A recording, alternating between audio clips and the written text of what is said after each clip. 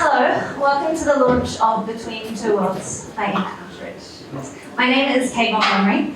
Emma and I have been friends for several decades, since our days as America's Cup kids, and it is my honour to MC tonight's launch. I know what an odyssey this book has been and how much it means to Emmy, so thank you so much for having me. Thank you all for being here. And thank you to the Royal New Zealand Yacht Squadron for providing this venue. A journey of 1,000 miles begins with a single step, and a journey of several thousand words begins with a single email. Many years ago, I was sitting in a cafe in Turkey, checking my email on the slowest dial-up known to humankind, when Emma sent her first email from Uganda, where she was volunteering. It was the first time I'd heard about this place called KAASO. It was a group email with photos. It took forever to download, and I remember thinking, is this necessary? Fortunately for this story, it was. Anyone who knows Emma knows she has several superpowers, including her empathy, her ability to connect people, and her way with words. Emma's emails from Uganda brought KAASO and its teachers and students to life. They jumped off the computer screen and into your heart. Soon, Emma's emails started talking about her Kiwi Scholarships program, the fundraising she was doing for the school, and it became very clear very quickly just how important this place and these people had become to her. From those emails came the idea for a book. It's been a long time in the making, and as one of the lucky people who got to read it before tonight's launch, I can tell you wholeheartedly, it has been worth the wait. I read the whole thing in one go, and the characters of KAASO are all there. I mean, I didn't promise not to cry. And Em's empathy, generosity, connection, and her huge heart are there on every single page. I'm so excited for you all to read it. And I'm truly so proud of you, Emmy. You did it. Okay, I got through that bit. It'll be fine. The rest is fine. Although everyone here will have heard Emma talking about KAASO for years, to help set the tone, we're going to begin with a short video giving a brief history of St. Paul KAASO Primary School in Uganda. Our first speaker tonight is Kirsty Don. She is one of the original Kiwi girls in Uganda who spent 3 months with Emma at KAASO in 2009, and she's flown up especially from Wellington to be here tonight. Kirsty?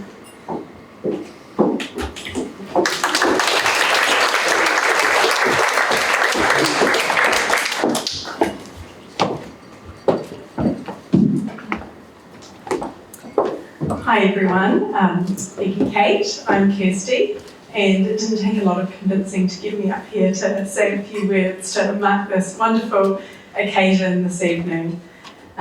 Cherie, who's over this way hiding somewhere, Emma and I first went to Uganda KAASO together, what was 12 years ago now? And at the time, it felt like a very intrepid, adventurous journey that has definitely lasted our lifetime. And we've been very fortunate enough of being back to Uganda with Emma twice since as well. This is also not the first speech that I've given Emma, and just as well, she's one of my favourite topics. But I decided to enlist some help today of a few friends to make sure I said a few things that you perhaps haven't heard before from me.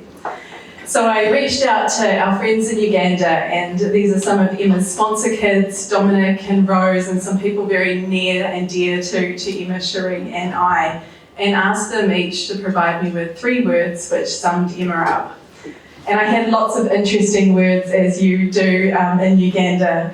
Some of those words were adventurous, inspiring, hardworking, and then from the mouth of the beautiful Henry, who you will learn about through Emma's book, I have the words amazing and beautiful. So watch out, Nathan. But it's the words of Dominic, KAASO's director and co-founder, that I really wanted to share with you all today. The first word that he used is courageous. And I think that it takes a lot of courage to embark on this adventure to rural Uganda. Emma, Cherie and I certainly thought we were courageous at the time, and this was at the point that actually we didn't have smartphones and we had dial-up internet as well, Kate, so imagine how long it took for Emma to send that email. But to me, the word courageous actually speaks more to Emma and how courageous she is in the promises that she makes people. So 12 years ago, she made many promises to many people in Uganda, and she's had the courage to keep those promises to those people. And so I think that's what courage really means to me today when I describe Emma. It also takes an amazing amount of courage to write a book, to keep believing in yourself and the story you want to share with the world. I certainly know that I wouldn't have had the courage to do that. The second word from Dominic is generous. And I think that it's easy to think money when you think about the word generosity in the context of Africa. But while that association certainly isn't, that still holds true, it's not the sentiment of the word that Dominic would have been intending. Emma is generous with her time, her loyalty, and her heart. She pours endless hours into managing the Kiwi sponsorship program. I've been with her in Africa and Uganda to see that she spends weeks and weeks visiting the Kiwi sponsors, getting their stories, encouraging them and inspiring and mentoring them. She's also one of the first people that Dominic and Rose will contact in good and bad times. And if you follow Emma's blog, you'll know what I say when I say that she left her heart in Uganda. And the last word, which is not new this evening, is empathetic. And you don't need to have spent a great deal of time with Emma to see why I would save the best word for last. Emma always knew, I think, from a very young age that you first needed to walk a mile in someone else's shoes. Emma, you showed me in Uganda, and I think you're going to show everybody else in this book, that empathy is Emma's default setting. She practices this in all of her life, even when the shoes she's filling are big and the challenges are pretty big to overcome. While many people look away or compartmentalise, Emma truly does rise above and embodies to me the true meaning of empathy. I hope you all enjoy reading Emma's story as much as I've enjoyed being a small part of it. And Emma, I'm very proud of you and I can't wait to see what you do next.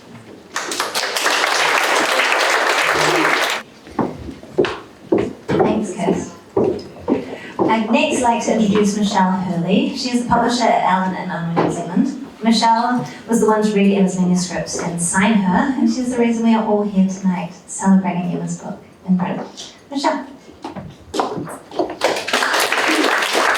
I wish I could say I am the reason that this book is in print, but I have no doubt that this book would be in print with or without Allen & Unwin because it's such a fantastic read. It's so lovely to see so many people here tonight supporting Emma, and here to see her book finally make its way into the world after, so much living and then writing, I think. As soon as I started, Emma sent a first chapter as part of our submission process, and as soon as I started reading it, I was like, okay, can you please send me some more? And then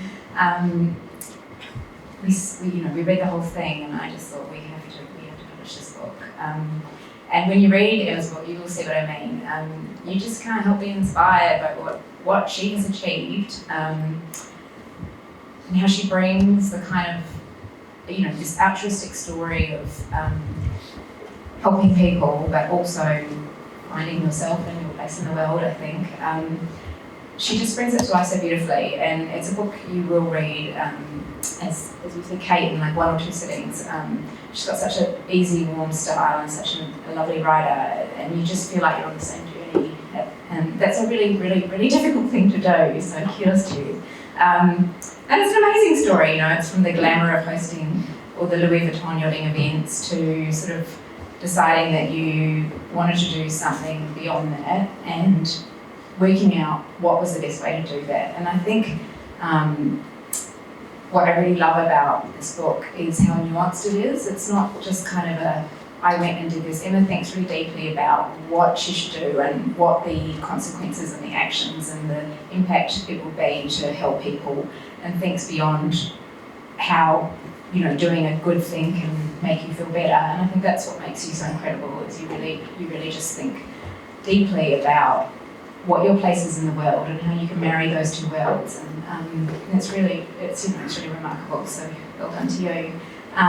So it's a pleasure and it's a privilege to be able to publish this book. And I know that you'll join me in thanking the rest of the team that helped make it a reality. So Leanne McGregor, our managing editor, Teresa McIntyre, who copy edited the book, and our designer Megan and Staden Abba, and Sean, publicity manager, among others. And also, of course, thank you to Paper Plus Benfield, who are there in the corner busily selling lots of books and have many more to sell, so please do pop by. Emma has already signed a bunch of books. But Emma, congratulations. It's a real achievement to publish a book. It's not many people, lots of people want to, and not many people do, and the fact that you have is just a testament to, A, what a great writer you are, but also what an incredible story you have to tell. So well done. Thank you. Thank you, Michelle. Next, I would like to introduce Don Mcallister. Don and his wife Jenny are some of Emma's most loyal KAASO supporters.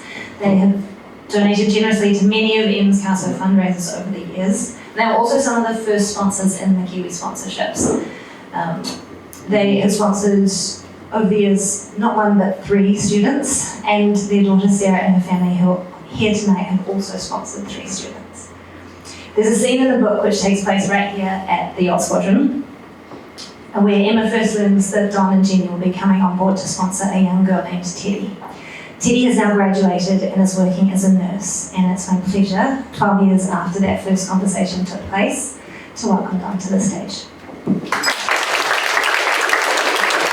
Reminds me of Dick at Long Bay when Ross has told Joe that he's just asked a couple of people home for a drink.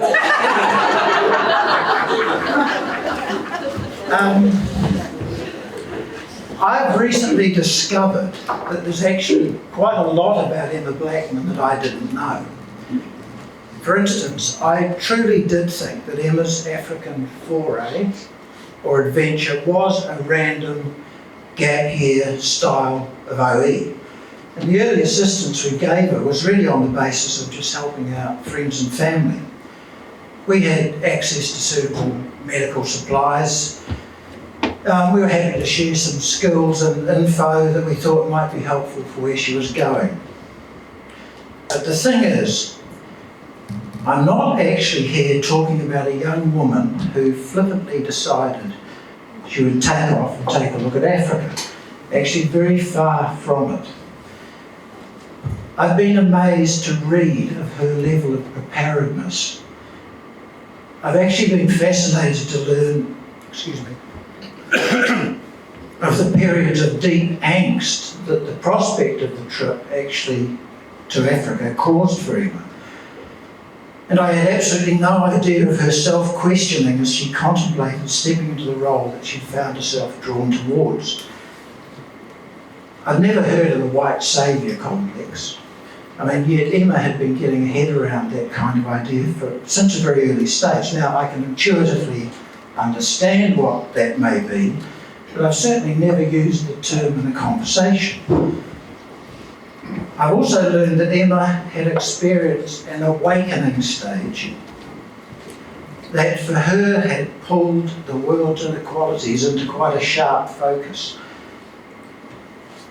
So, with her eyes open, she was very susceptible and open to influence. And as it turned out, in all places, in a working vacation in Aspen at a loose end, a chance visit to a cinema depicted on the big screen the disturbing chain of events that was the movie Hotel Rwanda. For Emma, this disturbing but strangely serendipitous event pulled the trigger. Her eyes were open to the vast chasm that was the horror and inequality of Africa. Now, at the same time, the awareness of her sense of privilege made this confrontational truth actually even more uncomfortable. Now, it would be hard for Emma not to feel loved and privileged. She's lived with a parental model of effortless ability to go with the flow, enjoy life to the full. how to endlessly and successfully reinvent yourself wherever you stop, end up, or drop anchor. And also reinforced by Ross's advice to Emma along the lines of, Emma, your 20s are for doing crazy things. Now, I'd just like to say, obviously Ross never actually listens to his own advice, and his advice certainly hasn't been time-barred to his 20s. In his situation, as my personal experiences can attest. Anyway, Emma's emerging educated idealism was then further tested, as has been mentioned. The challenge of working in the privileged and heady ranks of the Louis Vuitton VIP program associated with the then America's Cup.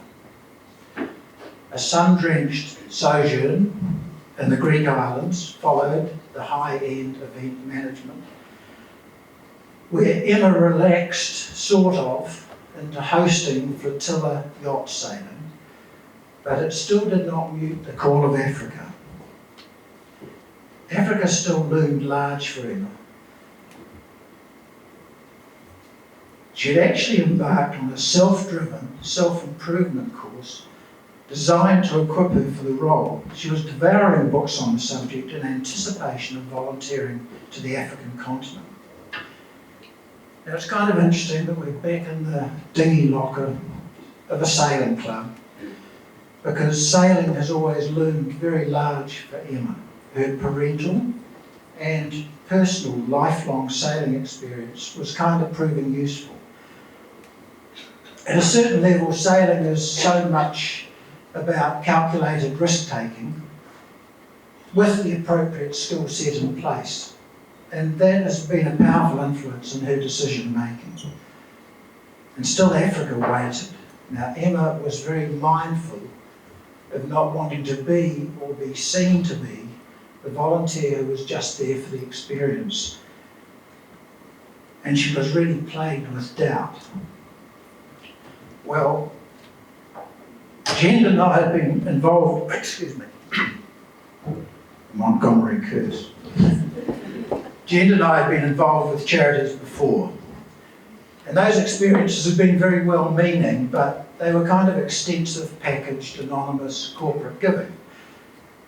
And they would terminate and switch without any warning, and then there'd be another kind of bulk, anonymous reassignment, usually without any consultation with donors. And I mean, the method is very efficient, I certainly get that, but it had frequently left us actually quite dissatisfied. So why was this new undertaking of Emma's so much more exciting than previous charitable support ventures? Well, the answer, obviously, it was Emma. Her ability to articulate her vision, both the need and the solution, and then with her hands-on management to oversee its delivery and see it through, that was the difference. Now, I have Emma's emails going back to the very beginning, and those emails were powerful, captivating communications. Her early descriptions of how things were on the ground and what was needed were so accurately identified. And I'm sure in this room, I found it hard, like others, not to be captured by her vision. And pledging money actually just seemed so easy and so necessary. Once you'd committed the money, Emma's control of the funding ensured the venture's success. The concept and accomplishment of funding students right through high school and then progressing into matched tertiary training such as nursing was a real thrill, and it resulted in a great sense of pride in the opportunity that Emma had made possible, and there were side hustles on the way.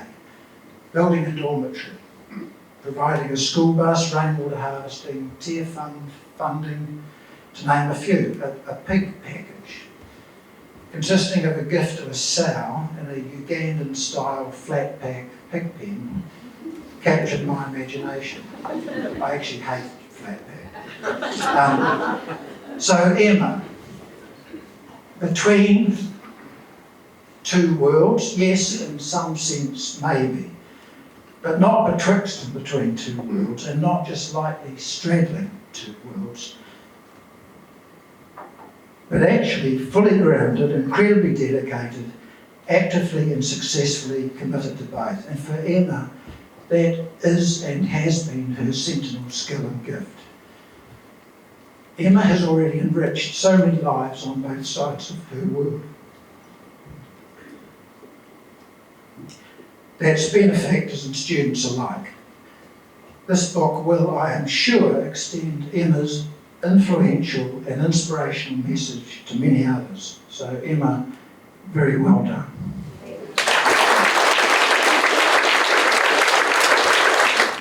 I'm a ringer.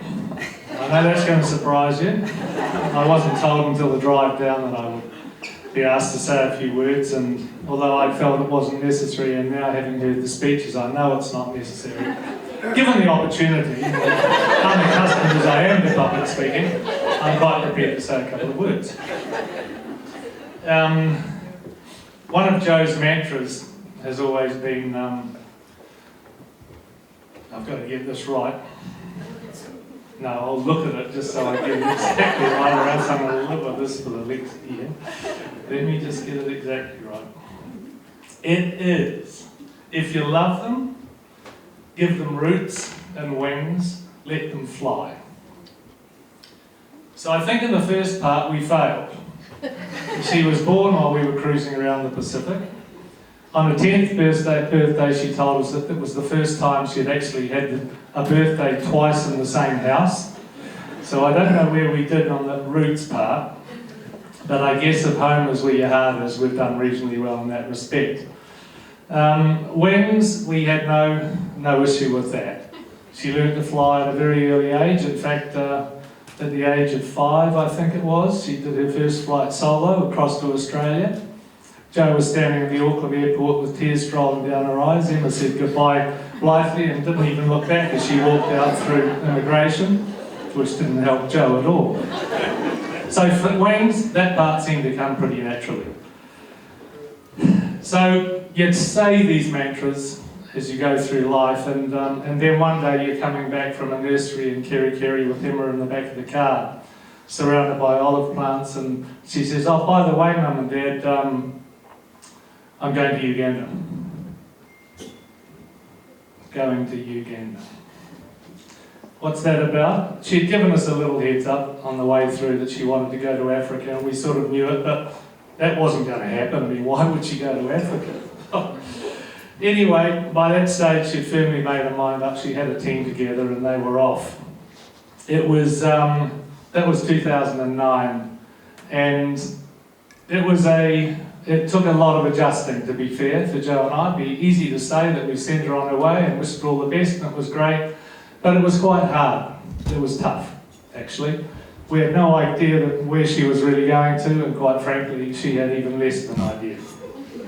She might say she'd done the research, but I know that she had less of an idea because she didn't tell us half of what was happening in that 6-month period until she got home.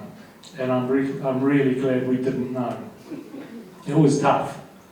But that was the start of a journey in 2009 that her brother Nick and Joe and I started on and travelled with her together, initially vicariously, but then the draw was too great. We had to go and see it. So we've now been a couple of times. And when you go a second time and you see your daughter being Katie Curse, when you see your daughter being married in Uganda to a lovely, lovely man, Nathan, voted top male out of Australia in 2013, I think it was. And you see 1,000 people turning up to the wedding. You see a Minister of Parliament, you see it live on TV. You begin to understand how big an impact your daughter has had on a little area in the middle of Africa. It's been an amazing journey. We've picked up some family members on the way, in particular Henry, who you'll read about in the book. We've extended incredible friendships and learned so much on the way through. But we've got to know two of the most amazing people I think that we've ever met in our lives, and that's all of your side, of course, and that's Rose and Dominic, who you'll read about in the book, and they are two of the most inspirational people I've ever met in my life. So it's been an extraordinary journey. There's been fears, and I'm talking about our side, fears and tears, lots of them, to be brutally frank with you. But there's been incredible joy, joyous moments, and we're incredibly proud of Em and what she's achieved. And for that, thanks, mate. It's been an amazing trip. Keep on doing what you're doing. We love you to bits. I look back on my 25-year-old self in May 2009 when I first arrived in Uganda, wide-eyed and full of hope, with big dreams of saving the world. I had the words of Che Guevara scrawled across my diary: "Let the world change you, and then you can change the world." I had no idea how much my world was about to be changed, and I never imagined that I would one day be a published author. It had been my dream since I was a little girl to write a book, and from the minute I arrived at KAASO, I knew that this was it. A story that had to be told, one I'd been waiting for. The story of two phenomenal individuals running a school that defied all odds. A school that enabled children with nothing to get the education that they deserved, so they could go and make something of themselves and break the cycle of poverty from which they had been born into. Dominic and Rose ran KAASO with honesty, integrity, compassion and determination, with very little money but a whole lot of love. It was a story that had to be told. I grabbed my dusty notebooks and I began to write. Over the course of my amazing first 6 months at KAASO with Sheree and Kirsty, I scrolled down everything I could, every conversation, every scrap of information, every little wonder that I observed in my daily village life. And by the end of my time in Uganda, I had a stack of notebooks almost as high as the children. I left the village to start work on the Louis Vuitton Trophy Sailing Series, but I was completely unprepared for the reverse culture shock that awaited me. I never imagined how hard it would be returning to the world that I once knew so well, which had suddenly become so foreign to me. In the year that followed, in between working on events around the world, I tried to make sense of my scrawled notes, as well as my thoughts, but I just could not see how I would be able to move between my two worlds, and I was sure I'd have to give up one for the other. How could I possibly keep on working for Louis Vuitton on international sailing events while still holding the dusty paths of Uganda in my heart? I didn't know the answer, but I knew there was a story that needed to be told. So in a break between sailing events, I moved to Sydney's Bondi Beach and lived with Nuria, an old friend from the America's Cup in Valencia, who was now based in Sydney. I slept on a futon on the floor, wrote at a desk I'd picked up for free on the side of the road, and got a job working late nights at Ariel Booksellers on Oxford Street in Paddington. I was living the writer's dream. Every morning I went walking on the beach, then spent the rest of the day writing before heading into work, holding each new book that came in and dreaming that one day it might be my own that I put on the shelves. A year and a half later, the night before moving to Paris to resume work with Louis Vuitton, I submitted my manuscript to a publisher in Melbourne. I was sure that this was it. My book would finally come to life. I was in a hotel room in Monaco about to hit the road on the Louis Vuitton Classic, a car rally from Monaco to Venice, when I got the email. "We loved your story, but..." I was devastated, but work kept me busy enough not to dwell on what might have been, and I tried to stay positive that my time would come.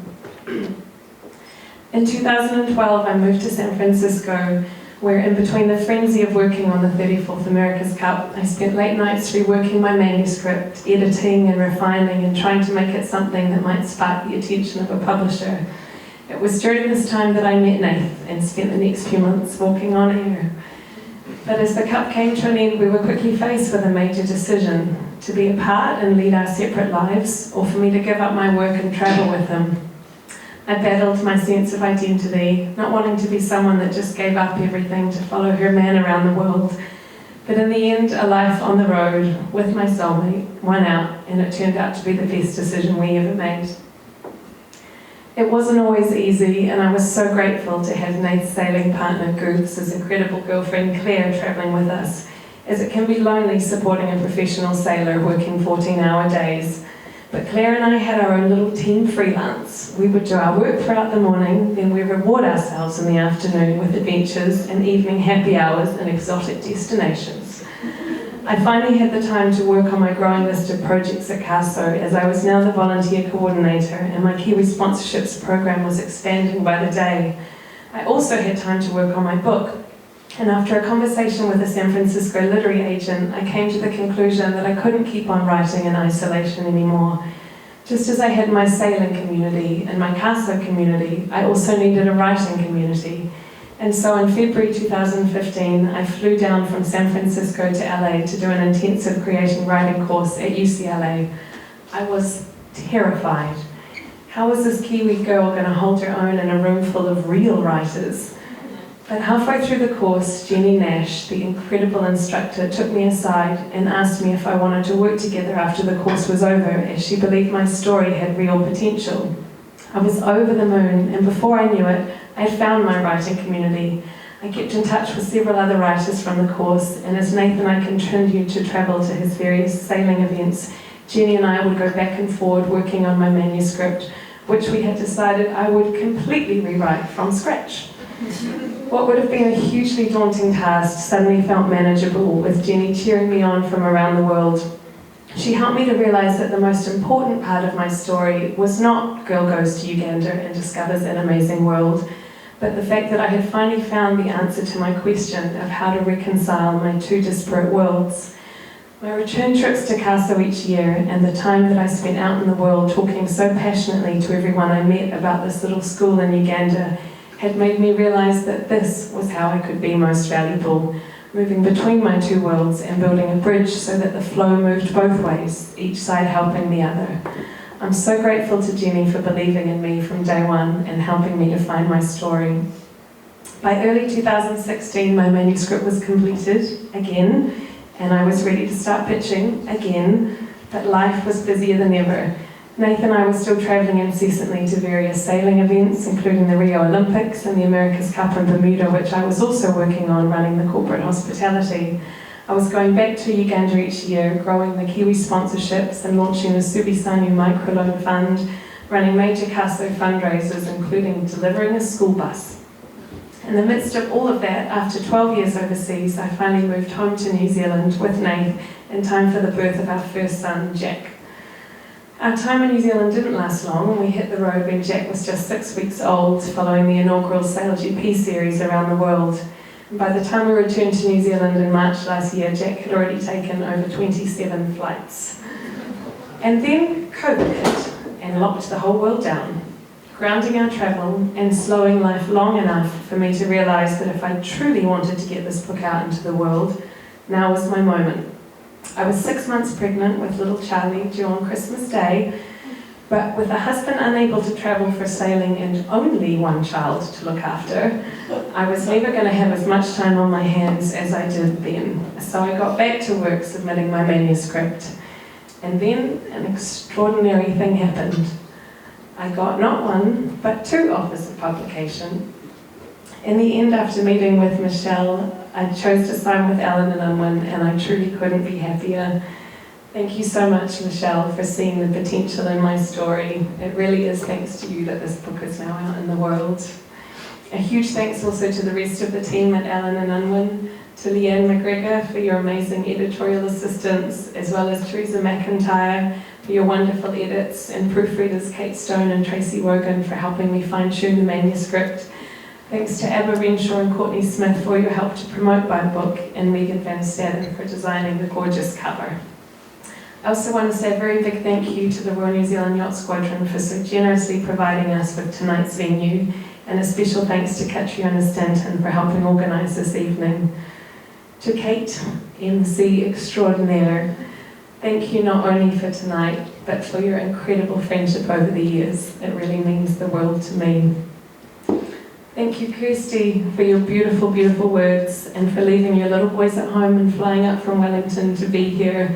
It would not be my book launch without you. You have read so many versions of this manuscript over the years. I think we are both glad to shelve it at last. Of course, till I start working on the next one. To you and Cherie, thank you so much for making that initial journey to Uganda with me back in 2009. Our friendships were well and truly consolidated in the village, and you are such a huge part of my life now and forever. I'm so grateful for my Mzungu sisters. To Don, thank you so much for your words tonight, and to you and Jendi for all of your generosity over the years. You've been with me since day one, and your support has meant so much to me. Thank you. As I look out across the room tonight, it is overwhelming to see so many faces of those who have contributed to KAASO, donated to fundraisers, sponsored children, and kept me going with messages of love and encouragement over the last decade. I'm so grateful to you all. A special mention to my Aunt Margaret, who's one of my earliest sponsors from 2010 and has flown up from Dunedin to be here tonight. And also to John Howes, who recently moved to back to New Zealand from Uganda, where he's been living for the past 12 years with his beautiful Ugandan wife Miriam and their 2 gorgeous children. John, like Kirsty, has read countless versions of this manuscript since the early days and been such a wonderful friend of my trips to Uganda. So glad you can be here tonight. My master plan of getting this book out in the world while having time on my hands was slightly flawed, in that by the time it came to edit and proofread the final manuscript, I now had a newborn baby, a toddler, and a husband working full-time commentating on the America's Cup. So I would absolutely not have survived those early days without my incredible mama. Thank you so much for taking on both Jack and Charlie while I locked myself away in my room and tried to find the clarity and peace to bring this book into the world. I honestly couldn't have done it without you. I have no idea how you managed, but I'm forever grateful to you. To both of my parents, thank you so much for inspiring me to follow my dreams and to never give up. This has been a journey for all of us, but you have been there every step of the way, and I never would have reached where I am today without you both. So thank you. I'm so grateful to have such an amazing family who have all been to Uganda and embraced my KAASO family as their own. Nico, Grace and Bea in London, Tony, Jasmine, Hayley in Australia, and a very special thank you to Bo, who's currently in Bermuda and has put together both of tonight's videos for us. I want to thank Bo not just for tonight, but for all of his photos and videos over the years. And I'm so thrilled that one of them is now eternalized on the cover of my book. Who would have thought that back in 2016 we would have had the foresight to do a cover shoot for my book, just in case it ever got published. Well, here we are. Tune. You got a little bit more than you bargained for when you took me on. 600 children in a village in Uganda, and now 2 young boys of our own. Who would have thought that a sailor from a little town called Wanji would have such capacity to love an entire village in landlocked Uganda? None of this, or anything I do, would be possible without you. Thank you. And finally, to my KAASO family, who are obviously not here tonight, but who are all celebrating down the end of the red dirt road. Dominic, Rose, Henry, Brenda, Stella, Fiona, too many names to mention. I always said I was going to Uganda to learn more than I could ever teach, but you have taught me more than I ever thought possible. I still look back and think how different my life would have been had I not come to Uganda, had I not found KAASO, if Henry hadn't given me his letter asking to be sponsored, and if I'd not, with the help of my parents, said yes, I would certainly not be the person I am today. My hope with this book is to inspire others around the world, not only to read the story of KAASO and be moved by their extraordinary achievements, but also to encourage people to find their own KAASO, their own purpose, and to know that while the path might not always be clear, you just have to keep putting one foot in front of the other. I will leave you tonight with a final extract from my book, which I believe aptly sums up what tonight means to me. I thought back on my own winding journey. I myself had not taken the direct road. The path that led me to this day, to this moment, had been full of dusty tracks, vast oceans, and countless forks in the road. When I first set out, I hadn't even known where my destination was, and I had struggled to find my purpose, to stay on track. But today, it felt like all the challenges I had faced had been a test of my courage, a test of my faith to trust the road less travelled. I had listened to my instincts, and they had ultimately led me here. As Rose has always said, we can't do everything, but we can do something. Well, this is my something.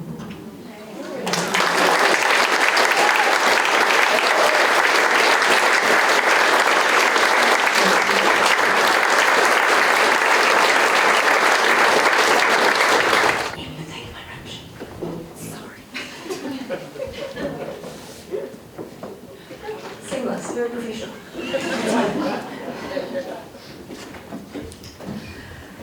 So, to wrap up tonight, we have a final video put together by Outteridge, who, as Emma mentioned, is currently in Bermuda.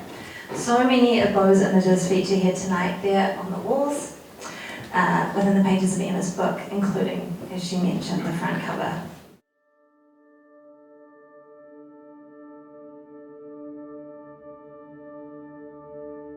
It began in 2009 with a 12-year-old boy called Henry. Henry was in his final year at St. Paul KAASO Primary School in Uganda. He dreamed of studying medicine but had nowhere to fund his studies beyond primary school. So he wrote a letter to Emma, a Kiwi volunteer spending 6 months at KAASO, asking for her support. At first, Emma hesitated, overwhelmed by the responsibility she would be taking on, but eventually, with the help of her parents, she agreed to sponsor Henry. She had no idea that this boy was to change her life forever. Discovering there were many other children like Henry, Emma wrote to everyone she knew asking for help. One sponsorship soon turned into 7, and so the Kiwi Sponsorships was born.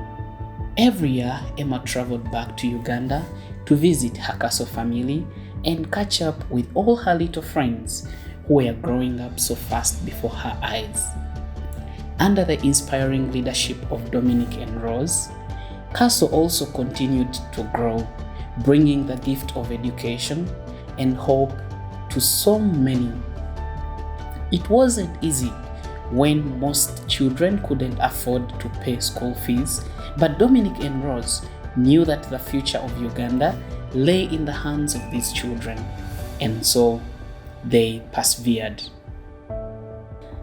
Emma continued to write, sharing stories with her friends in the sailing community and others around the world, telling them about this little school in Uganda, which was doing great things. In turn, KAASO network of support grew, more students were sponsored, and so many wonderful things were achieved. The Kiwi House Dormitory, the KAASO Library and Computer Lab, Mark House Dormitory, the Subi Sanyu Student Microloan Fund, the KAASO School Bus, the Bermuda Water Harvesting Project, the Cat Kids Hall and Classroom Block, even a Ugandan wedding for Emma and Nathan. Today, the Kiwi Sponsorships has given the gift of education to so many. 22 students have now graduated and 51 more are actively studying thanks to the support of donors around the world. Henry, the little boy that started it all, is now all grown up. And that little boy is me. I am now 25 years old, and in April 2021, I graduated from Bara University of Science and Technology with a Bachelor of Medical Laboratory Science. I am now working at the Uganda Virus Research Institute, a dream come true. I'm so grateful for all the love, support, and care which has been given to me over the years. It's hard to put into words how much I appreciate what I've been given, but this is how it feels.